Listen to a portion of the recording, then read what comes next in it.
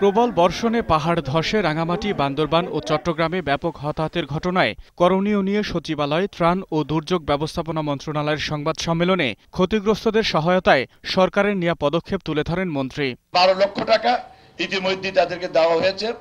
তাদের তাৎক্ষণিক তাদের এই যা যা প্রয়োজন, নিত্য জিনিস প্রয়োজনের জন্য ব্যবস্থা করার জন্য যখন যেখানে প্রয়োজন হবে এই ত্রাণ মন্ত্রণালয়ের পক্ষ থেকে আমরা সেটা করতে আমরা সক্ষম আছি। নিহতদের পরিবারকে নগদ 20,000 ও আহতদের পরিবারকে 10,000 টাকা এবং 30 কেজি করে চাল দেওয়া হয়েছে বলে জানান মন্ত্রী। একটি মানুষের জন্য আর ক্ষতি না হয়। বুধবার ঘটনাস্থল পরিদর্শনে যাবেন মন্ত্রী।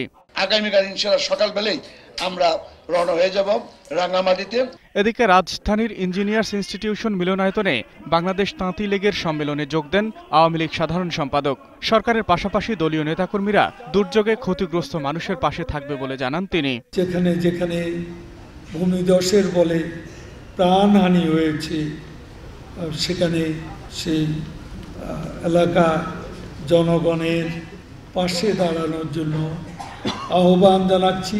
ক্ষতিগ্রস্ত এলাকায় সেনাবাহিনী ও অন্যান্য আইনশৃঙ্খলা বাহিনী যৌথভাবে কাজ করছে বলেও জানান ওবায়দুল কাদের। ক্ষতিগ্রস্ত এলাকা পুনর্বাসনের জন্য আমরা যেন দলীয়ভাবে ব্যবস্থা নিই।